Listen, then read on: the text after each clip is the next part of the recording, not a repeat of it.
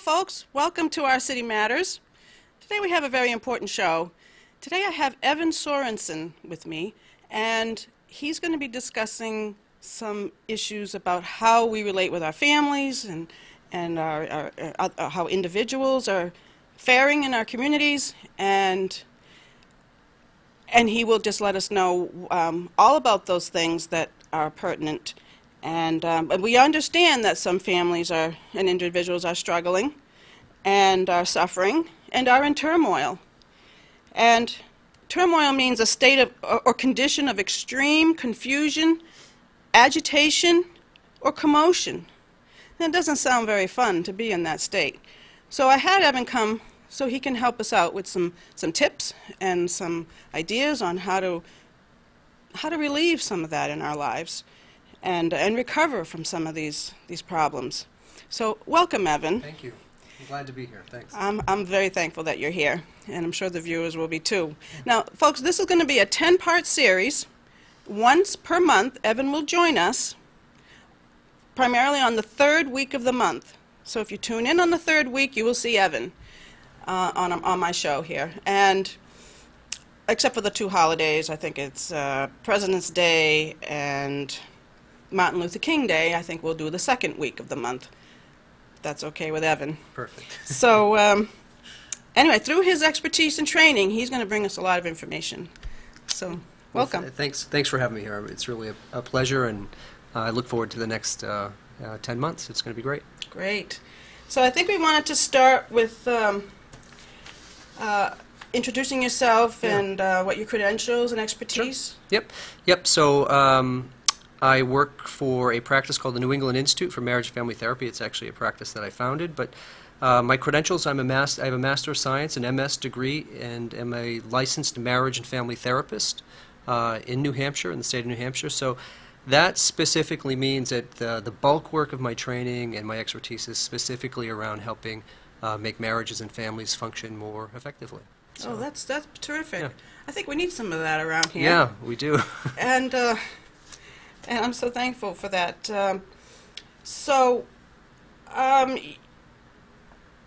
You know, you're talking about perhaps letting families know and individuals know that not to wait for counseling. Yeah.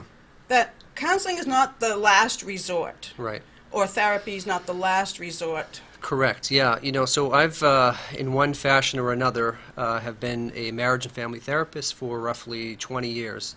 And one of the consistent themes that I see happening again and again and again is that, you know, I think in our culture people seem to look at therapy or mental health counseling as really a last resort. And unfortunately, I think part of that is still connected to a stigma that's in our culture. A stigma that sees counseling as something that people want to keep secret. There's a little bit of shame around it. But my experience is what that really does is it results in people getting in for help much later in the game than they should. And so by extension, I think people are suffering much longer than they need to because our culture hasn't really pushed counseling as something that's more proactive and preventative. It's still continues to be seen as something that's more reactive. It's crisis-centered, is it not? Well, it shouldn't be. Right. That's the way I think people tend to see it, but again, you know, I would really promote this idea that it's like going to your doctor once a year for a physical or seeing a dentist on a regular basis. We really need to see counseling as something much more preventative as opposed to crisis-oriented, and I think that that's really a shift that has to happen in our culture. So. For a topic, so the topic this week is on effective communication, or trying to combat or relieve ineffective. Yep. Or ineffective, is it? Ineffective. Ineffective Works. communication. Right. Yep. Communication. So, and you feel communication is like the number one. I do. Well, let me put it this way. So sometimes people ask about what the divorce rate is in our country, and although there's a little bit of question about it, generally speaking, we can say with pretty much certainty that it's roughly 45% of first marriages, give or take a few percentage points, end up in divorce. Second marriages, we jump to 60%. Third marriages, we're roughly at about 70% divorce rate for third marriages.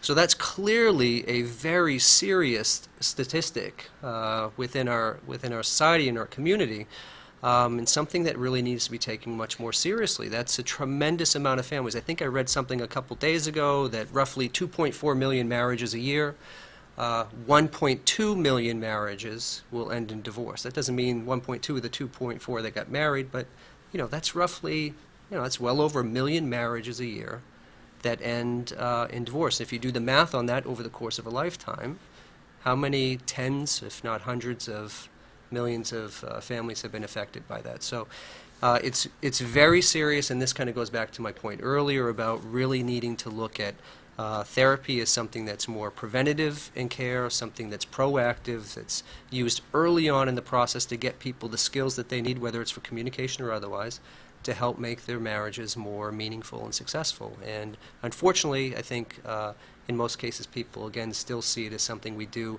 as the last shot, when it should really be something much more earlier in the process.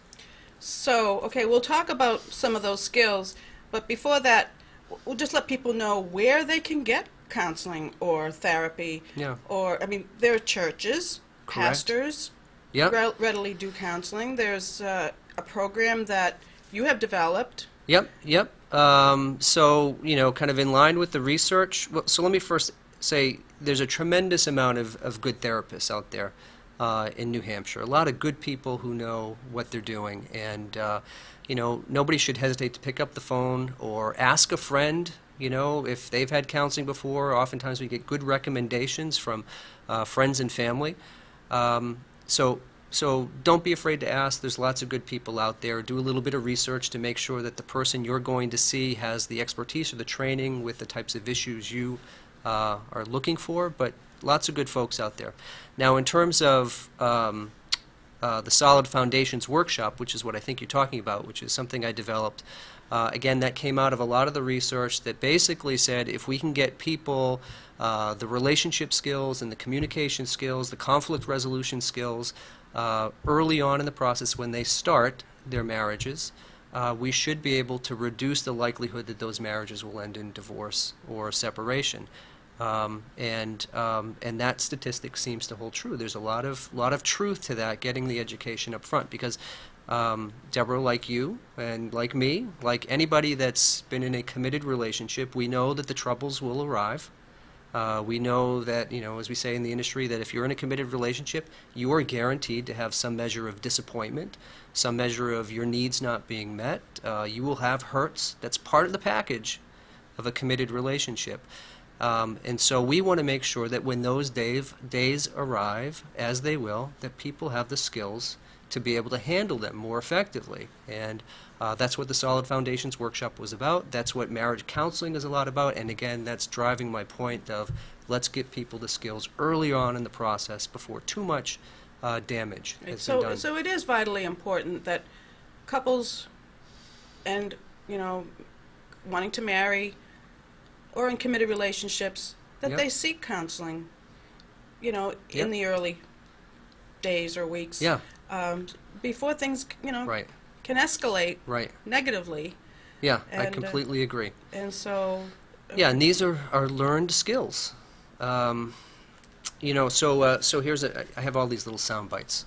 So there's a very known researcher by the name of John Gottman, probably the most well-respected researcher and kind of writer in terms of marriage therapy within the industry, very well known. And so he's got this little observation of his, or statistic of his, where he has couples come in as part of his research, newlywed couples come in, and he watches them have a disagreement or a conflict. And within 3 minutes of watching how this couple communicates whenever they're in a conflict or a disagreement, within 3 minutes he can determine with 90% accuracy whether that couple will end up divorced or remain married, just by watching 3 minutes of how they communicate when they're having a disagreement. Now, I guess my point to all of that is our patterns of communication when we're in conflict, it's not genetic. We're not predisposed to have to communicate a certain way. These are learned traits and habits. Maybe we picked it up from our family, maybe we picked it up from other people we observed, but we're not required to communicate that we typically do when we're having a disagreement. So, so his point, like mine, was, listen, if we can get people the skills up front, then they're more likely to be able to kind of manage those times when they come along. That's just fascinating to me that within 3 minutes, just based on how a couple communicates, he can figure out whether they're going to make it or not. I think premarital counseling is primary before you get your feet into the marriage. Yeah. To get to know that if this partner is compatible. Right. Right. I'll tell you another quick little story. If that person's willing to learn Yeah. some of these skills. Yep. So I did years and years ago. I went to this big it was what do they call it? Like as couples are getting married, they have all of these workshops, or the limousine company comes in, the florists come in, a bridal, what do they call those things? Some kind of bridal workshop of some sort, right? 500 people there. Now, I decided I was going to advertise this Solid Foundations workshop, knowing 500 newlywed couples are at this event. Guess how many took me up on my offer? Yeah, I put a pamphlet in every one of their bags, saying, again, the importance of statistics. 50% of marriages will end in divorce. Let's get the tools you need up front to protect this thing that you're so happy about and you want to see succeed. 3 people out of 500 had enough foresight, I will say, to say, you know what, we should get some of those tools up front. That left 497 that said, you know what, how I feel now is how I'm going to always feel. We feel so close and so in love and so connected, it's always going to be this way.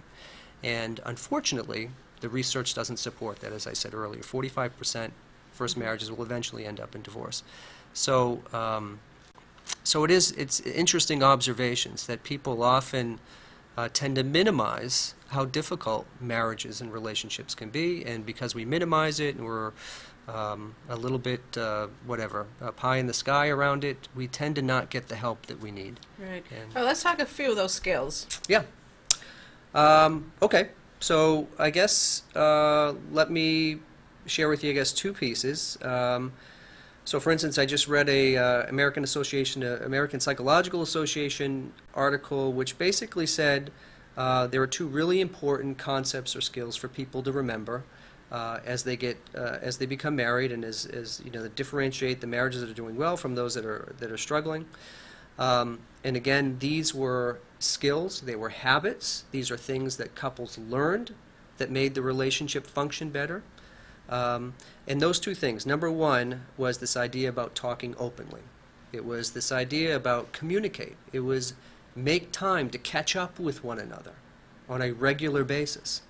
And that gets connected to something I talk about with couples in my work, which is this idea about what we call a ritual of connection. And a ritual of connection simply means that more days than not, on a consistent and regular basis, my spouse and I have a way of connecting for 15 or 20 minutes in a way that's unique to us, that is a ritual, it's a habit. So, for instance, a lot of couples might have coffee for 15 or 20 minutes before they go to work for the day. And because they've created that time and space of 15 minutes, sometimes they end up talking about logistical things, the stuff that's going on during the week or during the day.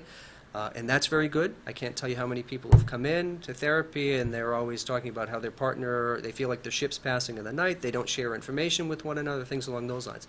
So creating this ritual connection, if it was coffee for 15 or 20 minutes, some mornings will create an opportunity just to go over the logistics. So we're on the same page. We're on the same team. We know what to expect. There's no hidden punches, so to speak. But the other thing it does, because we create that time and space for one another, is it creates an opportunity for more meaningful personal conversations to happen, where we talk about dreams, goals, aspirations, where we've been, where we're going in life. It allows us to create a moment that's a little bit deeper and more meaningful, all for that 15 or 20 minutes, right? So although the couple might know it, when they prioritize that 15 or 20 minutes together, they've basically made a statement. They said the relationship is the priority right now, not the demands of the world. It's as if they've taken a deep breath and they put the world on hold, and they just said, for 15 or 20 minutes, let's just focus on one another. And so in a way, they've done something very proactive to protect their relationship. And so that's an important concrete skill that people can go home. Very positive thing also Yeah. to focus that way. Yeah, it's about Easy. time together. I mean, if you have, 3 kids to get off to school and you Yep. say, well, how am I going to have coffee Right. with my spouse, right? Correct. And, making lunches and, but you're saying when there's a will, there's a way. Correct. To find. I see that a time moment. and time again. People often say, well, life is too busy, work, kids, all the demands. But then when things really get tough, they almost always find the time. So it's there. I had an old friend of mine who used to say, it's not that you find time, it's that you make time. It's always there. And if coffee in the morning wasn't your thing, I would say think about something else. Think about some other consistent way that's uniquely yours and your spouse's, that's a way to connect. And determine, yeah. It could be in the afternoon, it could be in the evening, it doesn't matter, but find the time. It does wonders to help preserve and protect the relationship. I'm sure this goes along with date night. I mean, Same idea. People know about Yeah. how important date night is, Yeah. and the couples look forward to each other getting together and Correct. doing something. Doesn't have to be spending money either. It can Yes. be a walk around A the block. walk in the neighborhood. Go down to the river in Manchester. Go catch a Fisher Cats game for $7. Go have a cup of coffee at your favorite, your Starbucks or Dunkin' Donuts or something like that. Yeah, it doesn't have to be anything overly extravagant or overly expensive. But that reminds me of the second piece that was part of that American Psychological Association article that basically said keep things interesting. It really said that, when they looked at marriages that were rating themselves as happy or more enjoyable, one of the other things that they did, in addition to making time for one another through communication, they also kept things interesting and fun. So they went out on the date night,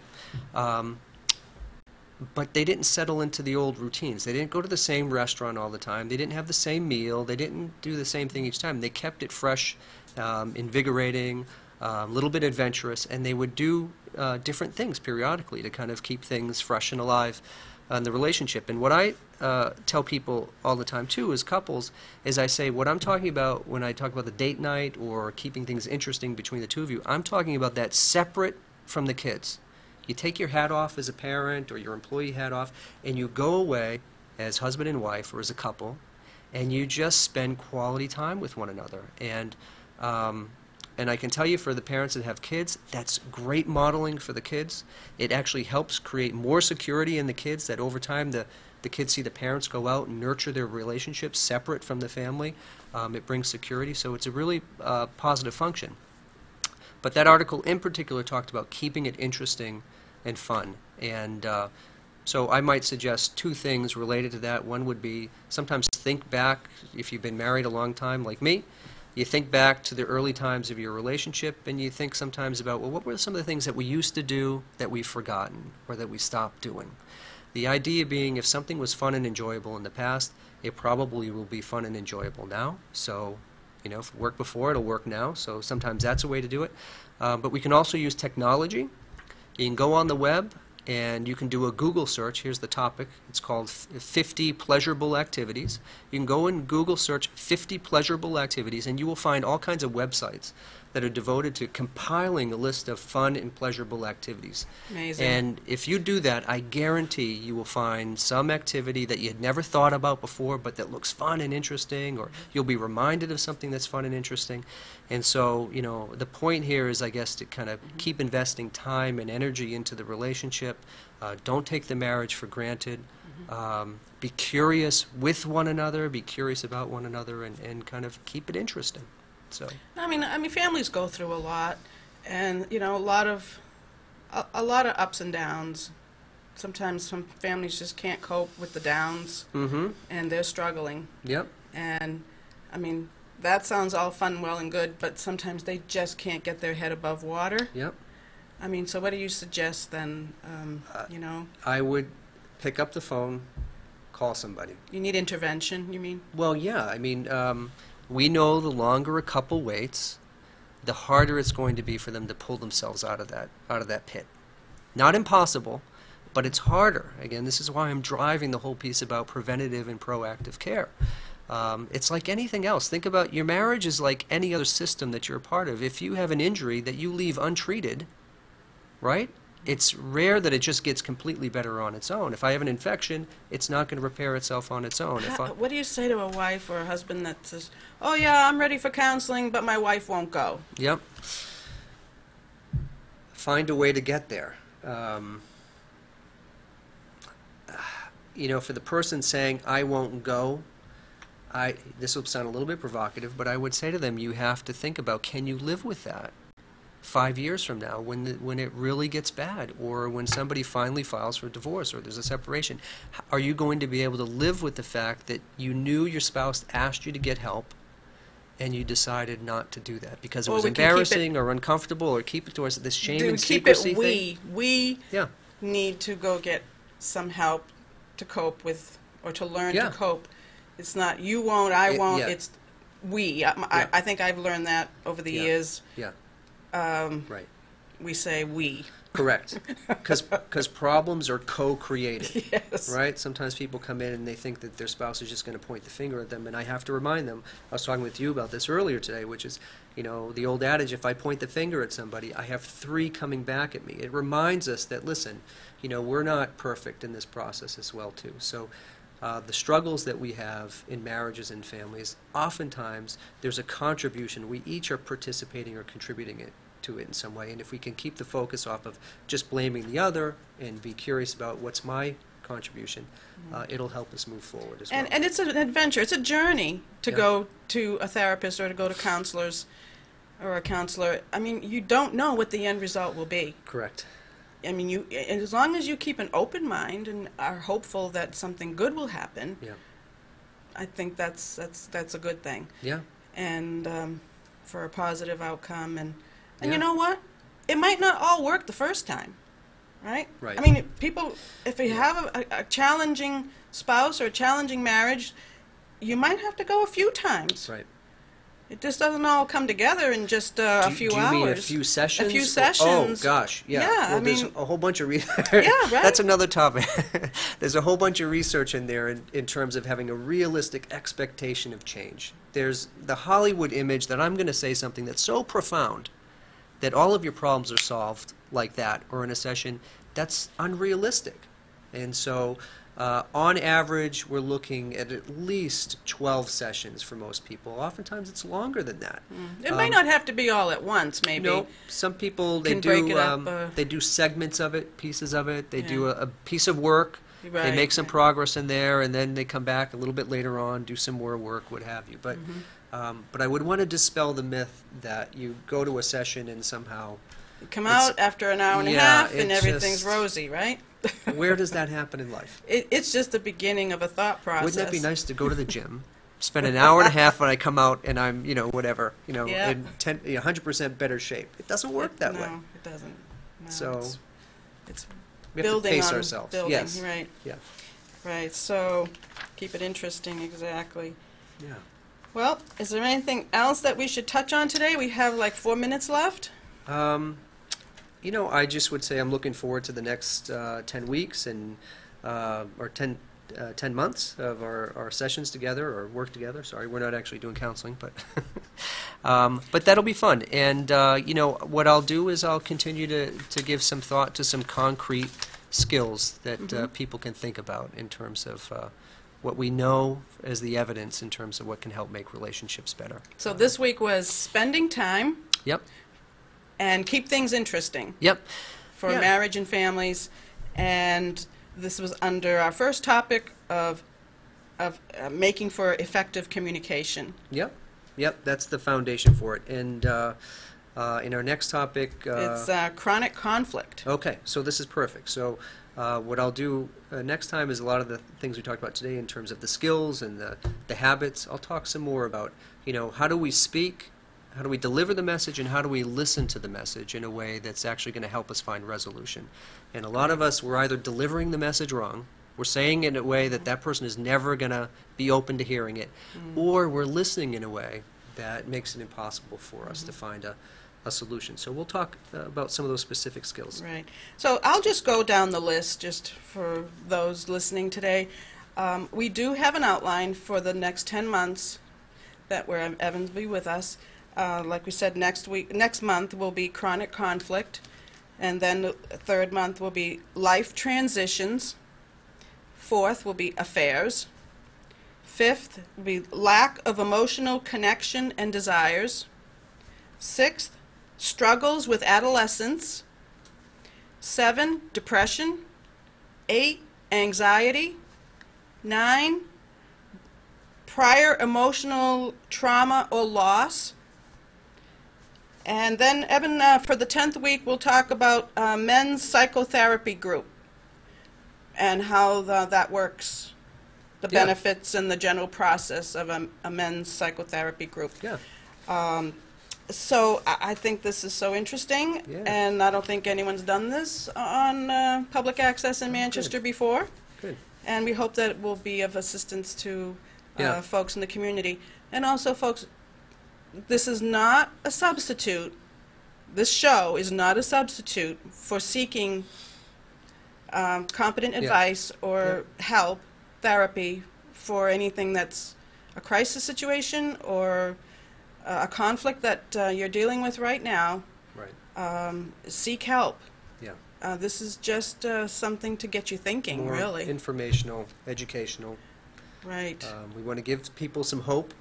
You know, the research tells us we can make marriages more effective and families more effective, but this is general but you're information. right. Yep. This is not going to help all your problems necessarily, but it can give you some tips and Correct. guidelines, perhaps, to start thinking about helping yourselves. Right. And but you always have your pastor, you know, for an immediate crisis or immediate question you might have, or get help. Or obviously, you can try to reach Evan through the number on the screen, and we hope that we'll be of help to those in the community here. I do appreciate you coming. My pleasure. It's really wonderful being here. So, okay, thank you. I think that's a wrap, and we'll see you next time, which will be the third week in October. Okay. Third week of October. Don't push winter Third week of October. The show is also on Facebook, on Our City Matters Facebook, Manchester NH. I appreciate it. See you next time, folks, on Our City Matters. Take care.